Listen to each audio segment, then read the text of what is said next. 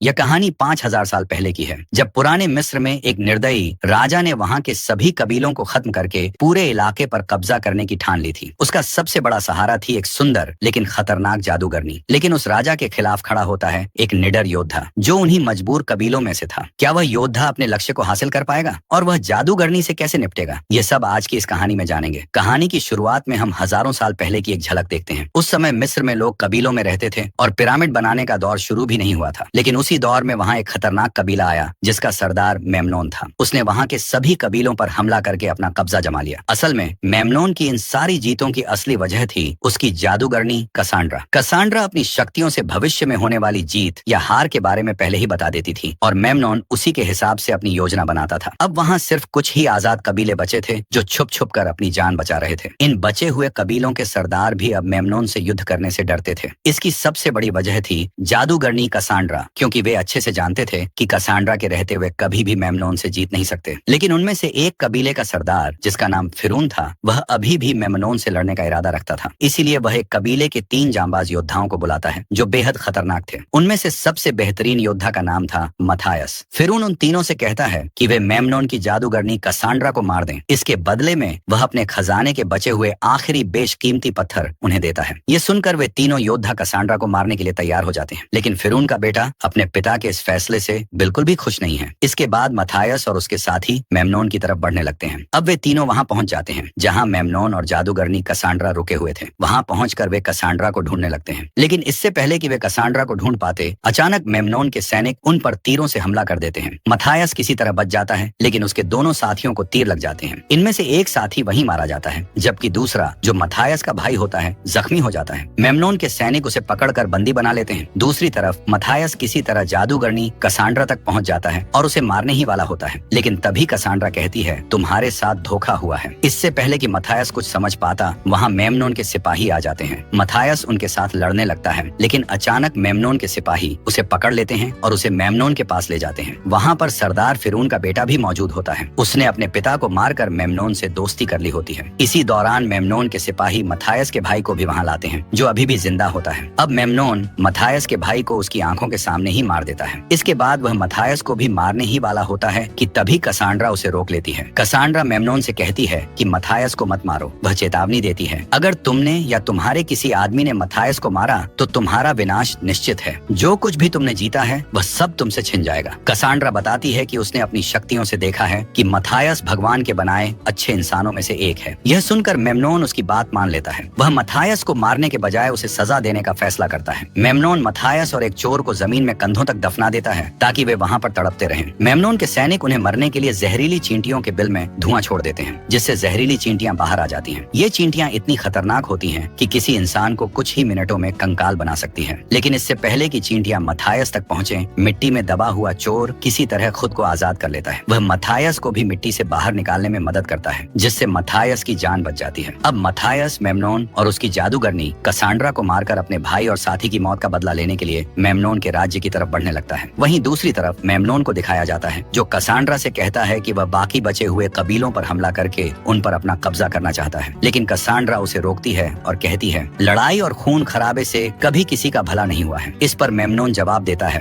मैं पूरी दुनिया पर राज करना चाहता हूँ और जब मैं सारी दुनिया जीत लूंगा तब मैं तुमसे शादी करूंगा। कसांड्रा कहती है, अगर मैंने तुमसे रिश्ता जोड़ा तो मेरी सारी शक्तियाँ हमेशा के लिए खत्म हो जाएंगी। मेमनोन जवाब देता है, जब मैं पूरी दुनिया को जीत लूंगा तब हमें तुम्हारी शक्तियों की जरूरत नहीं पड़ेगी। वहीं दूसरी तरफ मथायस और वह चोर मेमनोन के राज्य में पहुंच जाते हैं। वहाँ एक बच्चा मथायस का वह बैग चुरा लेता है जिसमें बेशकीमती पत्थर होता है। लेकिन आखिरकार मथायस उस बच्चे को पकड़ लेता है। दरअसल यह बच्चा वहीं का रहने वाला होता है, इसलिए उसे उस जगह के हर कोने कोने की पूरी जानकारी होती है। मथायस उससे कहता है कि वह उसे मेमनोन के महल तक ले जाए। इसके बदले में मथायस उसे एक कीमती पत्थर देने का वादा करता है। बच्चा इस प्रस्ताव को मान लेता है और मथायस को महल के अंदर ले जाता है। महल के अंदर उन्हें एक बूढ़ा आदमी मिलता है जो वहाँ बारूद बना रहा होता है। असल में यह बूढ़ा एक वैज्ञानिक होता है जो मेमनोन के लिए नए नए हथियारों का आविष्कार करता है। लेकिन वह बूढ़ा आदमी भी मेमनोन को पसंद नहीं करता, क्योंकि मेमनोन उसके साथ अच्छा बर्ताव नहीं करता। मेमनोन चाहता है कि वह बारूद बनाए जिसे वह जंग में इस्तेमाल करेगा। मथायस उस बूढ़े आदमी पर तलवार रखकर उससे पूछता है, मेमनोन इस वक्त कहाँ मिलेगा? बूढ़ा आदमी जवाब देता है, मेमनोन इस वक्त तलवारबाजी का अभ्यास कर रहा होगा। इसके बाद वह बच्चा मथायस को उस जगह ले जाता है जहाँ मेमनोन अभ्यास कर रहा था। मथायस ऊपर चढ़ने से पहले उस बच्चे को उसकी मदद करने के लिए एक कीमती पत्थर दे देता है। इसके बाद मत्थायस ऊपर चढ़ जाता है। जैसे ही मत्थायस मेमनोन को मारने के लिए निशाना लगाता है, वह देखता है कि मेमनोन के सिपाही उस बच्चे को उसके दिए हुए कीमती पत्थर के साथ पकड़कर मेमनोन के पास ले आए हैं। उन्हें लग रहा था कि उस बच्चे ने यह पत्थर चुराया है। मेमनोन अपने सिपाही को उस बच्चे का हाथ काटने का आदेश देता है, क्योंकि मिस्र में चोरी की यही सजा है। इसलिए मत्थायस को न चाहते हुए भी अपना निशाना उस बच्चे को बचाने के लिए सिपाही पर लगाना पड़ता है। इससे मेमनोन के सिपाही मत्थायस को देख लेते हैं और उस पर तीर चलाना शुरू कर देते हैं। लेकिन मत्थायस वहां से भाग जाता है और फिर वह भागते हुए एक कमरे में चला जाता है, जहां जादूगरनी कसांड्रा नहा रही होती है। तो मत्थायस उस जादूगरनी को किडनैप करके अपने साथ मेमनोन के महल से बाहर ले आता है। मत्थायस जानता था कि मेमनोन अपनी जादूगरनी को बचाने के लिए महल से बाहर जरूर आएगा। जब मेमनोन अपनी जादूगरनी को बचाने के लिए बाहर आएगा तो मत्थायस उसे मार डालेगा। फिर मत्थायस उस जादूगरनी को भी मार देगा। इसके बाद मत्थायस उस जादूगरनी को लेकर मुर्दों की घाटी की तरफ चल पड़ता है। अब रात हो जाती है और वे तीनों आराम करने के लिए एक जगह सो जाते हैं। तभी जादूगरनी वहां से भागने की कोशिश करती है, लेकिन मत्थायस उसे देख लेता है। मत्थायस उसे पकड़कर पूछता है, क्या तुम भागकर मेमनोन के पास जाना चाहती हो? जादूगरनी जवाब देती है, नहीं, मैं उसके पास कभी नहीं जाऊंगी, क्योंकि उसने मुझे बचपन से बंदी बनाकर रखा है। फिर मत्थायस उससे पूछता है, आखिर उस रात तुमने मेरी मदद क्यों की थी? जादूगरनी उसे बताती है, मैंने अपनी भविष्यवाणी में देख लिया था कि तुम मुझे मेमनोन के महल से छुड़ा लोगे। यह सुनकर मत्थायस कहता है, तुम अगर यहाँ से जाना चाहो तो जा सकती हो, लेकिन बाहर की दुनिया मुझसे भी ज्यादा खतरनाक है। इस पर जादूगरनी निर्णय करती है कि अब वह मत्थायस के साथ ही रहेगी। फिर अगले दिन वे तीनों अपने सफर में आगे बढ़ने लगते हैं। लेकिन तभी मत्थायस देखता है कि मेमनोन ने अपने कुछ सिपाहियों को भेजा है उन्हें मारने के लिए। यह देखकर मत्थायस अकेले ही उनसे लड़ने के लिए चल पड़ता है। दरअसल मत्थायस को पता होता है कि रेगिस्तान में बहुत जल्दी तूफान आने वाला है, इसलिए वह अपनी आंखों में एक पट्टी बांध लेता है ताकि रेतीले तूफान से अपनी आंखों को बचा सके। जैसे ही मत्थायस उन सिपाहियों के करीब पहुंचता है, तभी उसके पीछे से एक बहुत बड़ा रेतीला तूफान आ जाता है, जिससे मेमनोन के सिपाहियों को कुछ भी नहीं दिखता। इसका फायदा उठाकर मत्थायस एक एक करके मेमनोन के सभी सिपाहियों को मारने लगता है। लेकिन तभी मेमनोन के कमांडर को एक गुफा नजर आती है, तो वह जल्दी से अपने बचे हुए सिपाहियों को लेकर उस गुफा के अंदर चला जाता है। फिर मत्थायस भी उनके पीछे गुफा में चला जाता है। अंदर आने के बाद मत्थायस एक एक करके उन बचे हुए सिपाहियों को मार देता है। यह सब देखकर मेमनोन का कमांडर डर के मारे अपनी जान बचाकर उस गुफा से बाहर निकल आता है। तो मत्थायस उसे पकड़ लेता है, लेकिन वह मरने से पहले मत्थायस को एक तीर मार देता है। दरअसल यह तीर मेमनोन ने उसे दिया होता है, जिसमें बिच्छू का जहर लगा हुआ था, जिससे मत्थायस के पूरे शरीर में जहर फैल जाता है और वह वहीं पर बेहोश हो जाता है। अब रात को मत्थायस मरने की कगार पर होता है, लेकिन जादूगरनी कसांड्रा अपनी जादू से उस जहर को उसके शरीर से बाहर निकाल देती है और इस तरह मत्थायस की जान बच जाती है। अगले सुबह जब मत्थायस उठता है तो उसे मेमनोन के सिपाही के पास एक पक्षी मिलता है। वह उस पक्षी के जरिए मेमनोन को संदेश भेजता है कि उसके सारे सिपाही मारे गए हैं। लेकिन मेमनोन झूठ बोलता है कि मत्थायस मर चुका है, ताकि युद्ध से पहले उसके सिपाहियों का हौसला न टूटे। फिर भी उसके सिपाही कसांड्रा के बारे में बार बार पूछने लगते हैं, तो मेमनोन उनसे झूठ बोलता है कि कसांड्रा महल पर ही है और उसकी तबीयत ठीक नहीं है। वह नहीं चाहता कि कसांड्रा की वजह से उसके सिपाहियों का हौसला, जो हमेशा से बुलंद रहा है, टूट जाए। वहीं दूसरी तरफ मत्थायस, कसांड्रा और वो चोर जो रेगिस्तान में पानी की तलाश में इधर उधर भटक रहे होते हैं, तभी वहां एक धमाका होता है। वे देखते हैं कि यह वही बूढ़ा आदमी है जो महल में मेमनोन के लिए बारूद बना रहा था और अब वह बारूद बनाने में सफल हो गया है। असल में वह बूढ़ा आदमी भी महल से भागकर यहाँ आ गया है, क्योंकि मेमनोन को पता चल गया था कि उसने मत्थायस की मदद की थी। अब वह बूढ़ा आदमी कसांड्रा को देखकर बहुत खुश होता है। इसके बाद ये चारों मिलकर पानी की तलाश में आगे बढ़ने लगते हैं। आखिरकार उन्हें एक जगह पानी मिल जाता है, लेकिन तभी अचानक बहुत सारे सिपाही वहां आ जाते हैं और वे इन सभी को बंदी बनाकर एक कबीले में ले जाते हैं। यहाँ बहुत सारे लोग मेमनोन से छुपकर रह रहे होते हैं। तभी उस कबीले का सरदार बाहर आता है, जिसे मत्थायस पहले से जानता था, लेकिन ये दोनों एक दूसरे को बिल्कुल भी पसंद नहीं करते थे। अब कबीले का सरदार उन सभी को मारना चाहता है, लेकिन तभी उस कबीले की रानी आकर उसे ऐसा न करने के लिए कहती है। कबीले का सरदार नहीं मानता और अपने सिपाहियों से कहता है, जादूगरनी कसांड्रा को मेरे पास लाओ। तब मत्थायस कहता है, जो भी जादूगरनी कसांड्रा के पास आएगा उसे पहले मुझसे लड़ना होगा। इससे कबीले के सरदार को गुस्सा आ जाता है और वह मत्थायस से लड़ने के लिए आगे बढ़ता है। अब मत्थायस और कबीले के सरदार के बीच लड़ाई शुरू हो जाती है। कबीले का सरदार मत्थायस पर भारी पड़ रहा था, लेकिन इतना ताकतवर होने के बाद भी आखिरकार मत्थायस उसे हरा देता है। फिर मत्थायस उससे कहता है, हम दोनों का दुश्मन एक ही है और वो है मेमनोन, इसलिए हमें मिलकर उसके खिलाफ लड़ना चाहिए, न कि आपस में। कबीले का सरदार मत्थायस से पूछता है, आखिर उसकी इतनी बड़ी फौज का सामना कौन करेगा? इस पर मत्थायस कहता है, हम सब मिलकर करेंगे। कबीले का सरदार मान जाता है और उन्हें कबीले में रहने की अनुमति दे देता है। अब रात होती है और कसांड्रा के पास एक छोटी बच्ची आती है। तभी उसे एक दृष्टि होती है, जिसमें वह देखती है कि मेमन ने उस कबीले पर हमला कर दिया है और पूरे कबीले में तबाही मचाई है, जिसमें बहुत सारे मासूम लोग भी मारे गए हैं। इस वजह से वह परेशान होकर मत्थायस के पास जाती है और उसे अपनी दृष्टि के बारे में सब कुछ बता देती है। इस पर मथायस उससे कहता है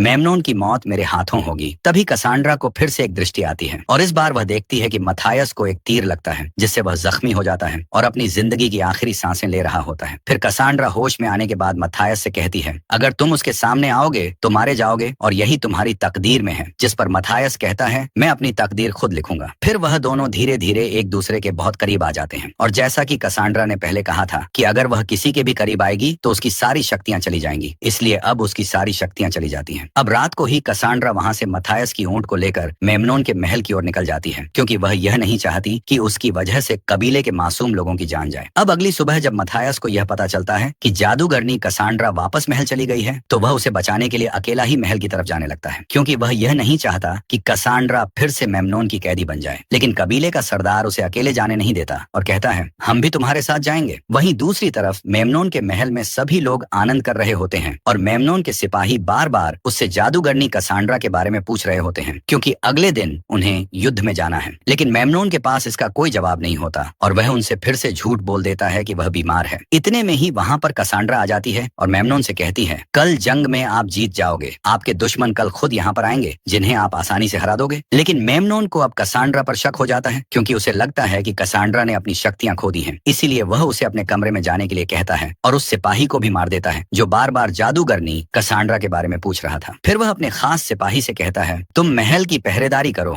वहीं दूसरी तरफ मथायस और कबीले के लोग भी महल के अंदर आ जाते हैं जहाँ वह बूढ़ा आदमी जिसने बारूद बनाया था उस चोर के साथ मिलकर बारूद को महल के सामने बिछाना शुरू कर देता है। इसके बाद हम मेमनोन को देखते हैं जो जादूगरनी कसांड्रा की शक्तियों का इम्तिहान लेने के लिए 6 पॉट मंगवाता है जिनमें से 4 पॉट के अंदर जहरीले सांप होते हैं और 2 पॉट खाली होते हैं। वह कसांड्रा से कहता है कि वह इनमें से खाली पॉट के अंदर हाथ डाले, लेकिन जादूगरनी कसांड्रा उस पॉट के अंदर हाथ डालती है जिसमें सांप होता है। वह सांप को निकालती है और कहती है तुम्हारा वक्त आ चुका है। लेकिन इससे पहले कि मेमनोन कसांड्रा को मार पाता तभी वहां मथायस आ जाता है। अब मेमनोन और मथायस एक दूसरे के सामने होते हैं और दोनों में लड़ाई शुरू हो जाती है। वहीं दूसरी तरफ हम देखते हैं जहां कबीले का सरदार मेमनोन के सिपाही को मार रहा होता है, तभी वहां पर सरदार फिरौन का बेटा भी आ जाता है जिसने कहानी की शुरुआत में अपने ही पिता को मारकर मेमनोन से हाथ मिला लिया था। इस वजह से मथायस का भाई भी मारा गया था। अब कबीले का सरदार उसे भी मार देता है। दूसरी तरफ जब मथायस और मेमनोन की लड़ाई चल रही थी तब मेमनोन धोखे से मथायस की आंखों में चिगारी डाल देता है और उसे दूर फेंक देता है। तभी वहां पर मेमनोन का एक सिपाही आ जाता है जो मथायस पर तीर मारने ही वाला होता है, लेकिन इससे पहले जादूगरनी कसांड्रा उसकी तरफ भागती है ताकि वह मथायस को बचा सके। लेकिन जब मथायस यह देखता है तो वह कसांड्रा को पकड़कर घूम जाता है जिससे तीर उसकी पीठ पर लग जाता है और यह वही सीन होता है जिसे कसांड्रा ने अपने विजन में देखा था। तभी वह सिपाही अपनी तलवार लेकर मथायस की तरफ बढ़ता है, लेकिन इससे पहले कसांड्रा उसे मार देती है। वहीं मथायस जो अब बहुत ही जख्मी होता है तभी उसे वहां पर पड़ी हुई एक धनुष दिख जाती है जिसे वह उठा लेता है और अपनी पीठ पर लगे हुए तीर को निकालकर मेमनोन की तरफ निशाना लगाता है। वहीं मेमनोन जो कि इस तरह के तीर को रोकने में माहिर होता है, लेकिन इस बार तीर इतनी ज्यादा तेज होती है कि वह सीधे जाकर मेमनोन के सीने में लगता है और मेमनोन महल के ऊपर से गिरने लगता है। उसी वक्त वह चोर भी बारूद में आग लगा देता है और वहां एक बहुत बड़ा धमाका होता है और मेमनोन सीधा जाकर उस आग में गिरता है जिससे वह जलकर वहीं मर जाता है। इस तरह मेमनोन का अंत हो जाता है और अब वहां सब लोग मथायस को अपना राजा मान लेते हैं। फिर हम अगली सुबह का सीन देखते हैं जहां कबीले के सभी लोग वापस अपने कबीले जा रहे होते हैं। अब वहीं कबीले का सरदार जो अब मथायस को अलविदा कहकर वापस अपने कबीले की ओर निकल पड़ता है। वहीं कसांड्रा मथायस से कहती है कि हमारे राज्य में सुख और शांति आएगी, जिस पर मथायस कहता है मैंने सुना है कि अगर तुम किसी के करीब आओगी तो तुम्हारी शक्तियां चली जाएंगी, तो फिर तुमने यह सब कैसे देखा? तो कसांड्रा उसे कहती है मैंने झूठ कहा था, मेरी शक्तियां मेरे पास ही हैं। इस पर मथायस पूछता है आखिर कब तक राज्य में सुख और शांति रहेगी? तो कसांड्रा कहती है कोई भी चीज हमेशा के लिए अमर नहीं होती और यही हर राज्य की तकदीर है। इस पर मथायस कहता है हम अपनी और इस राज्य की तकदीर खुद लिखेंगे। फिर दोनों किस करते हैं और इसी के साथ यह कहानी यहीं पर खत्म होती है। दोस्तों, उम्मीद है कि यह कहानी आपको पसंद आएगी। मिलते हैं आपसे एक और मजेदार कहानी के साथ।